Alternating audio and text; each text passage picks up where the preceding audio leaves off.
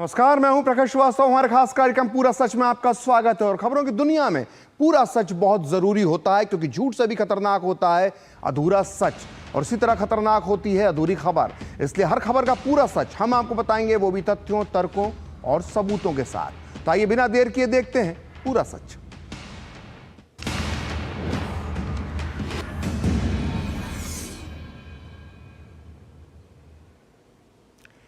क्या दिल्ली अब ढाका बनती जा रही है?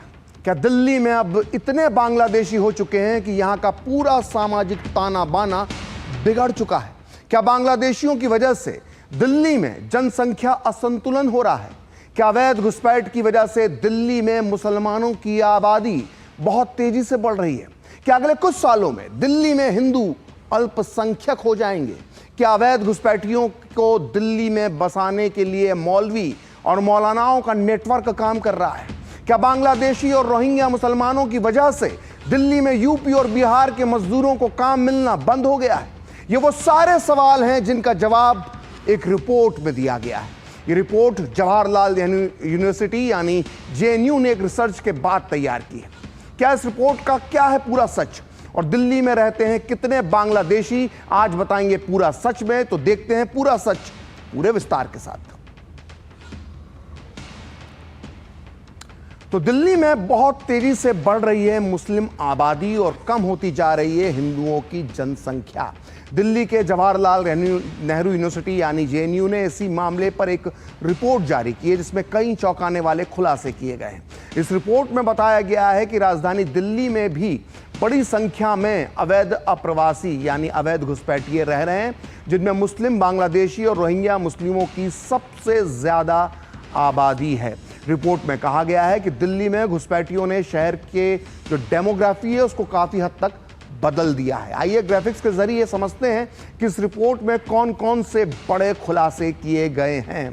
तो इस रिपोर्ट में बताया गया है कि दिल्ली में बड़ी तादाद में अवैध बांग्लादेशी और रोहिंग्या मुसलमान बस चुके हैं।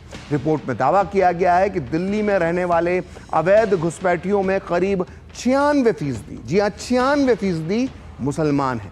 ये घुसपैठिए ज़्यादातर सीलमपुर, जामिया, जाकिर नगर, सुल्तानपुरी, मुस्तफ़ाबाद, जाफराबाद, द्वारका और गोविंदपुरी जैसे अन्य भीड़ भाड़ वाले इलाकों में बस जाते हैं, जहां वो संसाधनों पर दबाव डालते हैं और सामाजिक और धार्मिक सामंजस्य को नुकसान पहुंचा रहे हैं। इन घुसपैठियों को बसाने में दलालों के अलावा, ये बहुत महत्वपूर्ण पॉइंट है, क्योंकि इन घुसपैठियों को बसाने में दलालों के अलावा मजहबी प्रचारकों का भी बहुत बड़ा हाथ है, ऐसा रिपोर्ट में कहा गया है। और दलालों और मजहबी प्रचारकों का नेटवर्क इनके लिए रहने और नौकरी की व्यवस्था करता है, और इसी नेटवर्क की मदद से इनके फर्जी दस्तावेज भी तैयार किए जाते हैं। और रिपोर्ट के मुताबिक इससे देश की कानून व्यवस्था और जो चुनावी प्रक्रिया है उस पर भी असर पड़ रहा है। रिपोर्ट में कहा गया है कि घुसपैठियों की वजह से दिल्ली में अवैध कॉलोनियों और अवैध झुग्गी बस्तियों की संख्या बहुत तेजी से बढ़ रही है, जिसका सीधा असर दिल्ली के बुनियादी ढांचे पर पड़ रहा है, और वो एक तरह से चरमरा रहा है। अवैध घुसपैठियों के दिल्ली में बसने से शहर की स्वच्छता और जल आपूर्ति पर भी असर पड़ा है, ऐसा रिपोर्ट में दावा किया गया है। इसके अलावा इन घुसपैठियों की वजह से दिल्ली में हेल्थ केयर सिस्टम को भी चुनौतियों का सामना करना पड़ रहा है। घुसपैठियों की भीड़ बढ़ने की वजह से अस्पताल और क्लिनिक दिल्ली में जो वैध भारतीय निवासियों की जो ज़रूरत है, उनको ये अस्पताल और क्लिनिक पूरा नहीं कर पा रहे हैं। और रिपोर्ट में बताया गया है कि जिन इलाकों में अवैध बांग्लादेशी रह रहे हैं, वहाँ का एजुकेशन सिस्टम भी पर भी बहुत भारी दबाव पड़ा है। इस समस्या ने गरीब इलाकों में जो शिक्षा की क्वालिटी है उस पर गलत असर डाला है। रिपोर्ट के मुताबिक कम सैलरी वाली नौकरियों में दिल्ली में रहने वाले वैध स्थानीय मजदूरों और घुसपैठियों के बीच कंपटीशन बढ़ गया है, जिससे दिल्ली की वैध निवासियों की जो के अंदर है वो भारी नाराजगी है। दरअसल ये घुसपैठिए कम सैलरी पर काम करने को तैयार हो जाते हैं। बांग्लादेशी और रोहिंग्या कम सैलरी पर काम करने को तैयार हो जाते हैं, जिससे वैध रूप से दिल्ली में काम करने वाले जो भारतीय नागरिक हैं उनके लिए अवसर कम हो जाते हैं। इससे लोगों की कुल इनकम पर भी काफ़ी असर पड़ा है, उसमें कमी आई है, जो कि एक बड़ी समस्या है। वहीं इस रिपोर्ट के सामने आने के बाद बीजेपी का कहना है कि जो मजदूरी का काम पूर्वांचल और अन्य राज्यों के लोग करते थे, उसमें इन बांग्लादेशी और रोहिंग्या मुसलमानों ने सेंध लगा दी है और इस तरह से ये घुसपैठिए पूर्वांचल के लोगों का हक मार रहे हैं। आइए सुनते हैं बीजेपी नेता संबित पात्रा ने इस बारे में क्या कहा। बांग्लादेश से जो बांग्लादेशी घुसपैठिए हैं और म्यांमार से जो रोहिंग्या आ रहे हैं, उसके कारण से एक नोटेबल इंक्रीज बढ़ोतरी हुई है मुस्लिम आबादी में। दिल्ली शहर के डेमोग्राफी में एक चेंज आया है। आप सोचिए, यह दिल्ली आज से 10 साल पहले, आज से 15 साल पहले जो दिल्ली था, आज वो दिल्ली नहीं है। दिल्ली की डेमोग्राफी बांग्लादेशी घुसपैठियों के कारण और रोहिंग्यान्स के कारण बदल रही है, जो कि एक खतरे की सूचक है। जो कंस्ट्रक्शन वर्कर कल हमारे पूर्वांचली भाई होते थे, हमारे हरियाणा से आए लोग होते थे, दिल्ली के लोग होते थे, हमारे उड़ीसा से आए कई लोग यहाँ प्लम्बर का बहुत अच्छा काम करते हैं, हमारे केरल के भाई यहाँ आते थे और यहाँ कई सब लोग कंट्रीब्यूट करते थे दिल्ली को आगे बढ़ाने में, तभी दिल्ली बनी। मगर उनके काम में सेंधमारी करना, ये जो बांग्लादेशी घुसपैठी और ये जो रोहिंग्या आए हैं, गैर कानूनी तरीके से इन्होंने उनके काम में सेंधमारी कर दी है। जो काम हमारा पूर्वांचली भाई करता था, दिल्ली का मूल वासिंदा करता था, जो उड़ीसा का मेरा भाई करता था, अब धीरे धीरे वहां रोहिंग्यान घुस गए। तो दिल्ली में लंबे समय से अवैध घुसपैठिए आ रहे हैं और इसका व्यापक असर जनसंख्या असंतुलन के रूप में सामने आया है। 1951 से 2011 के बीच दिल्ली में मुस्लिम आबादी बहुत तेजी से बढ़ी है और वहीं हिंदुओं की आबादी लगातार कम होती जा रही है। आइए आंकड़ों के जरिए दिल्ली के इस जनसंख्या असंतुलन को समझने की कोशिश करते हैं। देखिए, आजादी के बाद जब पहली जनगणना 1951 में हुई, तब दिल्ली में मुस्लिम आबादी 5.7% थी, जो 2011 में बढ़कर हो गई 12.9%। यानी 60 सालों में 1951 से 2011 के बीच दिल्ली में मुस्लिम आबादी में 2 गुना से ज्यादा की बढ़ोतरी हुई, जनसंख्या सीधे डबल हो गई। 1951 से 2011 के बीच दिल्ली में मुस्लिम आबादी 7.2% बढ़ी है, जबकि इसी बीच राष्ट्रीय स्तर पर मुस्लिम आबादी जो बढ़ी है वो 4.4% की 4.4% बढ़ी है। यानी दिल्ली में मुस्लिम आबादी का जो बढ़ोतरी है, उसका जो प्रतिशत है वो राष्ट्रीय स्तर के प्रतिशत से कहीं कहीं ज्यादा है। और अब बात करते हैं दिल्ली की हिंदू आबादी की, जो कम हो रही है। दिल्ली में 1951 में हिंदू आबादी थी 84.2%, वहीं 2011 में ये घटकर रह गई 81.7%। और 1951 से 2011 के बीच दिल्ली में हिंदू आबादी में इस तरह से कुल 2.5% की गिरावट आई है। यहां आपको ध्यान देना होगा कि अभी तक 2021 में होने वाली जनगणना नहीं हुई है, और जब ये नई जनगणना होगी तो ये हिंदू मुस्लिम आबादी का जो ये अनुपात है ये और ज़्यादा बढ़ सकता है, यानी हिंदू और भी कम हो सकते हैं और मुस्लिमों की संख्या और भी ज़्यादा बढ़ सकती है। तो ये है स्थिति इस वक्त दिल्ली की। और जेएनयू की इस रिपोर्ट में एक बहुत बड़ा खुलासा किया गया है, और वो खुलासा ये है कि बांग्लादेशियों और रोहिंग्या मुसलमानों को दिल्ली में अवैध रूप से बसाने में दलालों के साथ साथ मजहबी प्रचारकों की भी बहुत बड़ी भूमिका है। बड़ा सवाल यह है कि आखिर ये पूरा गेम, ये पूरा खेल चल कैसे रहा है, इसका पूरा सच जानना बहुत ज़रूरी है। आइए समझते हैं कि दिल्ली तक ये घुसपैठ होती कैसे है, दिल्ली तक ये घुसपैठ ये आते कैसे हैं। देखिए, सबसे पहले घुसपैठ के रास्ते को समझते हैं। बांग्लादेश से सबसे ज़्यादा घुसपैठ पश्चिम बंगाल से ही होती है। पश्चिम बंगाल से बांग्लादेश की लंबी सीमा लगती है। इस बॉर्डर पर जंगल है, नदी है और नाले हैं, और इसी का फ़ायदा उठाकर बांग्लादेशी पश्चिम बंगाल में दाखिल होते हैं। इसके बाद ट्रेन के ज़रिए दिल्ली और देश के जो अलग अलग राज्यों में, अलग अलग शहरों में पहुंच जाते हैं। लेकिन ये बांग्लादेशी घुसपैठिए सब कुछ खुद से नहीं करते हैं। इसके लिए सीमा के दोनों तरफ ऐसे गिरोह, ऐसे गैंग्स सक्रिय हैं जो इन्हें बॉर्डर क्रॉस करवाते हैं। सबसे पहले बॉर्डर क्रॉस करवाने वाला गिरोह होता है जो 15 से 20 हज़ार रुपये लेकर अवैध घुसपैठियों को बॉर्डर पार करवा देता है। वहीं इसके बाद अवैध जो घुसपैठी होता है उस शहर की तरफ रुख करता है जहां उसकी जान पहचान के घुसपैठिए पहले से ही रह रहे होते हैं और जहां पर ये दलालों का नेटवर्क, मजहबी प्रचारकों का नेटवर्क काम कर रहा होता है। जब उनके पास उस शहर में पहुंच जाता है घुसपैठिया, तो फिर खेल शुरू होता है फर्जी कागज बनाने का। दिल्ली, मुंबई जैसे शहरों में सिर्फ 5 से 10 हज़ार रुपए में सारे फर्जी आधार कार्ड और सारे डॉक्यूमेंट्स बन जाते हैं। कई मामलों में तो 25 से 30 हज़ार के बीच फर्जी पासपोर्ट भी बना दिया जाता है। और एक बार जब कागज बन जाते हैं तो अवैध घुसपैठियों के लिए नौकरी या अपना कोई काम धंधा शुरू करना बहुत मुश्किल काम नहीं होता है। और सिर्फ राजधानी दिल्ली ही नहीं बल्कि देश की आर्थिक राजधानी मुंबई में भी बांग्लादेशी और रोहिंग्या घुसपैठियों के चलते जनसंख्या असंतुलन की स्थिति पैदा हो चुकी है। Tata institute of social science ने बीते साल एक रिपोर्ट जारी की थी। इसके मुताबिक मुंबई में मुस्लिम आबादी लगातार बढ़ रही है और हिंदू आबादी लगातार कम हो रही है। इस रिपोर्ट के मुताबिक मुंबई में 1961 में हिंदू आबादी 88% 88% थी, जो 2011 में घटकर 66% यानी 66% रह गई है। जबकि रिपोर्ट के मुताबिक 1961 में मुस्लिम आबादी सिर्फ और सिर्फ 8% थी, जो 2011 में बढ़कर 21% हो चुकी है। यानी 50 सालों में मुंबई में हिंदुओं की संख्या पूरी 22% कम हुई। वहीं 50 सालों में मुस्लिम आबादी 13% बढ़ी है। यानी इस दौरान मुसलमानों की जनसंख्या जो है वो मुंबई में करीब 2.5 गुना बढ़ गई। Tata institute of social science के अध्ययन के अनुसार अगर जनसंख्या में इसी तरह की बढ़ोतरी होती रही तो मुंबई में अगले 40 सालों में यानी 2051 तक हिंदू जनसंख्या सिर्फ 54% रह जाएगी।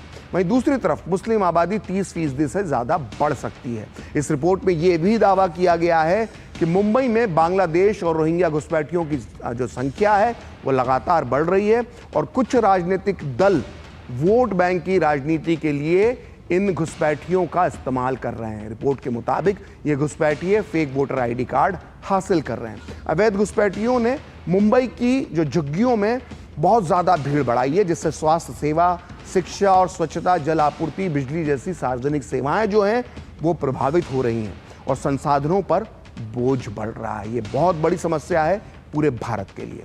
और पिछले साल नवंबर में घुसपैठियों के मुद्दे पर जेएनयू में राष्ट्रीय सेमिनार भी हुआ था। इस दौरान जेएनयू की वाइस चांसलर शांतिश्री पंडित ने घुसपैठियों की वजह से मुंबई शहर पर पड़ने वाले सामाजिक आर्थिक परिणामों के बारे में विस्तार से बताया था। आप भी सुनिए उन्होंने तब क्या कहा था। Plan for take a city like Bombay.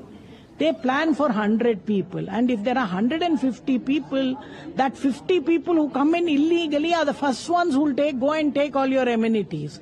So who suffers? It's the citizens. Where are the coolies today, who are the original inhabitants of Mumbai? And are we bothered for them? So my question is, see, legal immigration is fine. As long as you legally come into my country, Atiti Devo Bhava and Vasudhaiva Kutumbakam is fine. This is not for illegal immigrants. Any illegality is bad. तो बांग्लादेश घुसपैठियों के जो रास्ता है उसके केंद्र में कोई राज्य है, कोई स्टेट है, तो वो है पश्चिम बंगाल। ये वो राज्य है जिसे अवैध बांग्लादेशी घुसपैठियों का लॉन्चिंग पैड माना जाता है। ध्यान दीजिएगा, पश्चिम बंगाल में 1977 से लेकर 2011 तक कम्युनिस्ट पार्टी की सरकार थी और इन 3 दशकों में एक पूरे सिस्टम ने बांग्लादेशी मुसलमानों को घर जमाई की तरह पश्चिम बंगाल में बसा दिया। लेकिन 2011 में टीएमसी और ममता बनर्जी की सत्ता में आने के बाद भी हालात जस के तस बने हुए हैं, क्योंकि ये बांग्लादेशी मुस्लिम घुसपैठिए अब ममता बनर्जी का वोट बैंक बन चुके हैं। आइए अब आपको बताते हैं कि अवैध घुसपैठ की वजह से किस तरह से पश्चिम बंगाल में जनसंख्या का असंतुलन हो रहा है। 1951 में पश्चिम बंगाल में मुसलमानों की आबादी 19.8% थी, लेकिन 2011 के आंकड़ों के मुताबिक आज पश्चिम बंगाल में मुसलमानों की आबादी है 27%। 2025 तक आते आते और बढ़ चुकी होगी। यानी राज्य की जनसंख्या में 7.2% मुस्लिम हिस्सेदारी बढ़ गई है। 1951 में पश्चिम बंगाल में करीब 51 लाख मुसलमान थे।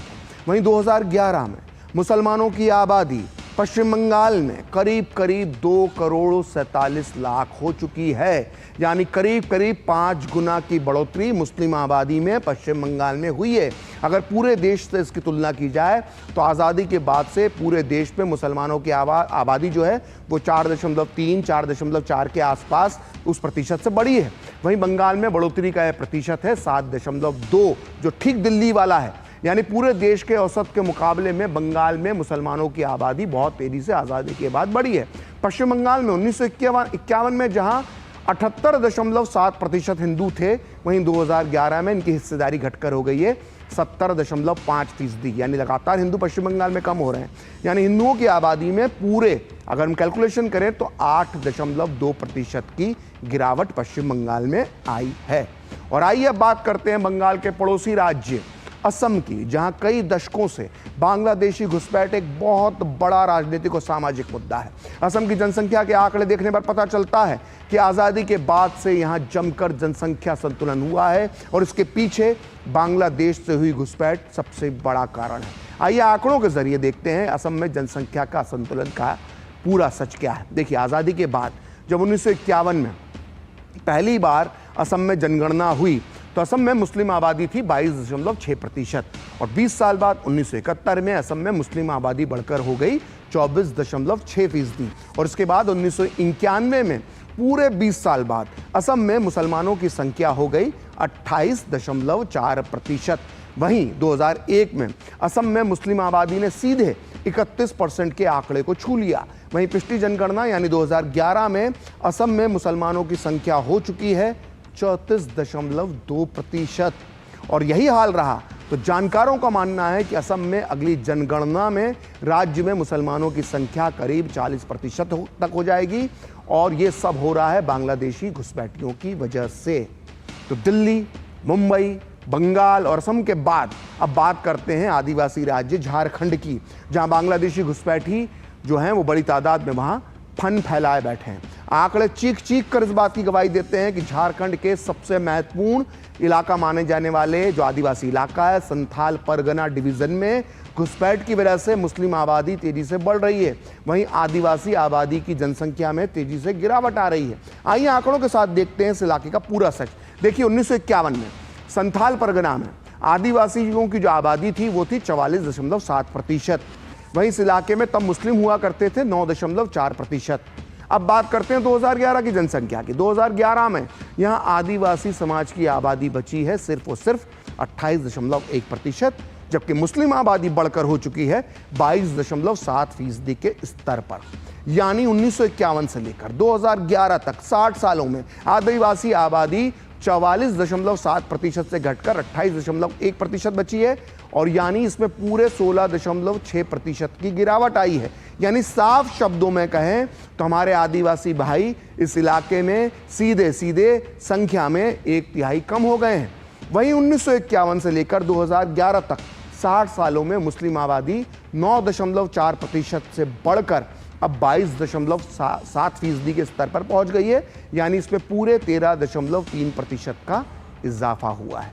इस जनसंख्या विस्फोट का नतीजा यह है कि मुस्लिम आबादी 60 सालों में दोगुनी से भी ज़्यादा हो गई है। और अब इस ग्राफिक्स को देखिए, सीधे सीधे तुलना करने पर आप स्थिति देख सकते हैं कितनी खतरनाक स्थिति है। ये देखिए, 1951 में मुस्लिम जो आबादी थी वो 9.4% से 4% थी और 2011 में बढ़कर हो गई 22.7%। वहीं आदिवासी समाज की जनसंख्या 1951 में 44.7% थी, वो बढ़कर हो गई घटकर हो गई 2011 में 28.1%। और अभी ताज़ा जनगणना होने वाली है, मैं बार बार बता रहा हूँ, उसमें जनसंख्या संतुलन और भी ज़्यादा बढ़ सकता है, चाहे वो दिल्ली हो, चाहे वो मुंबई हो, चाहे वो बंगाल हो, चाहे वो असम हो, चाहे वो झारखंड हो की बात करें। अब आप सोचेंगे कि इसमें अनोखी बात क्या है, मुस्लिम आबादी तो पूरे देश में बढ़ी है, लेकिन ऐसा नहीं है। संथाल परगना इलाके में ये मुस्लिम जनसंख्या में जो बढ़ोतरी है वो राष्ट्रीय औसत से बहुत ज़्यादा है। राष्ट्रीय स्तर पर 1951 से लेकर 2011 तक मुस्लिम आबादी 4.4% बढ़ी है। वहीं संथाल परगना में इसी दौरान मुस्लिम आबादी में 13.3% का इजाफा हुआ है और यही एक तरह से खतरे की घंटी है। तो हमारे देश में जनसंख्या संतुलन की सबसे बड़ी वजह है अवैध बांग्लादेशी घुसपैठिए। इनकी संख्या कितनी है, इसे लेकर अलग अलग समय में देश के 3 अलग अलग गृह मंत्रियों ने अलग अलग बयान दिए हैं। देश के तीनों अलग अलग गृह मंत्री कम्युनिस्ट पार्टी, कांग्रेस और बीजेपी जैसी अलग अलग पार्टियों से ताल्लुक रखते हैं। सबसे पहले बात करते हैं कम्युनिस्ट नेता और 1996 से लेकर 1998 तक संयुक्त मोर्चा की सरकार में देश के गृह मंत्री रहे कॉमरेड इंद्रजीत गुप्त की। 6 मई 1997 को तत्कालीन गृह मंत्री इंद्रजीत गुप्त ने संसद में बताया कि घुसपैठी बांग्लादेशियों की जो संख्या है वो करीब करीब 1 करोड़ है। 6 मई 1997 का बयान है। वहीं 14 जुलाई 2004 को मनमोहन सरकार में तत्कालीन गृह राज्य मंत्री श्री प्रकाश जायसवाल ने संसद में बताया कि देश में 1 करोड़ 20 लाख अवैध बांग्लादेशी रहते हैं।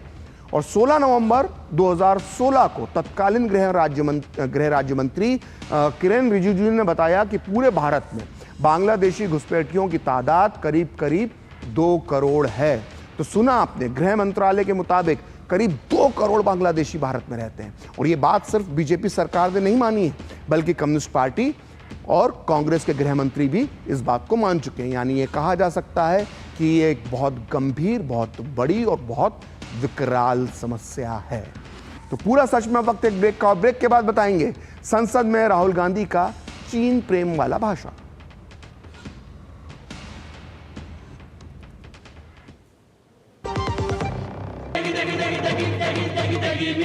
MDH की देगी मिर्च, देगी मिर्च का तड़का, अंग अंग फड़का। MDH की देगी मिर्च। बच्चों को सर्टिफिकेट मिले तो कितना अच्छा लगता है ना। और अगर आपके आटे को भी मिले तो, गेहूं की क्वालिटी, आटे की शुद्धता, रोटी की सॉफ्टनेस के लिए सर्टिफिकेट अगर होता तो, है ना। आशीर्वाद आटा का क्वालिटी सर्टिफिकेट, पैक स्कैन करो, खुद चेक करो। आशीर्वाद आटा, क्वालिटी का वादा, लिख के ले लो। मेरी पसंद, मेरी पसंद, मेरी पसंद, मेरी पसंद, हमारी पसंद, हम सबकी पसंद। मजबूत देश का मजबूत सरिया हो गया स्टील। गोल्डी मसाले के 100 ग्राम के स्पेशल पैक्स में फ्रेशनेस लॉक है। ऐसे गोल्डी मसाले जहां जाएं रिश्ते बनाएं।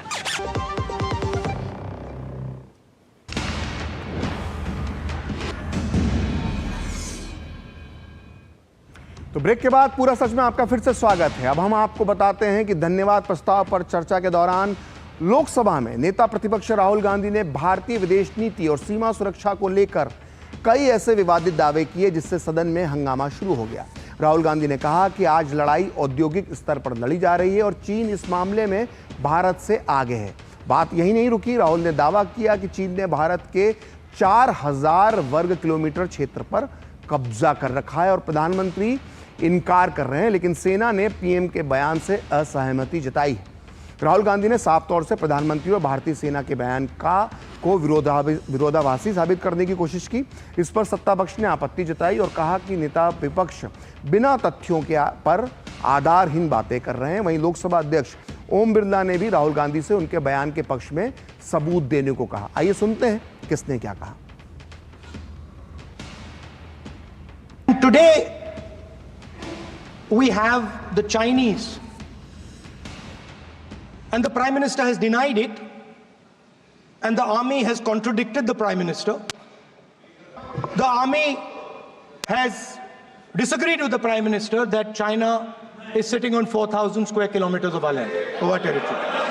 ऐसा इस सदन में अब मन चाहे बात नहीं बोल सकते हैं। ये बिल्कुल ठीक नहीं है सर। ये सीरियस मामला है। आप फॉरेन पॉलिसी पे, बॉर्डर इश्यू पर आप अपना कैसे मजाक बात कर सकते हैं? आपको सीरियस होना पड़ेगा लीडर ऑफ ऑपोजिशन। तो आज पूरा सच में इतना ही। कल फिर होगी आपसे मुलाकात अपने इस खास कार्यक्रम में किसी और सियासी मुद्दे की पड़ताल के साथ। तो मुझे और मेरी पूरी टीम को दीजिए अनुमति। नमस्कार।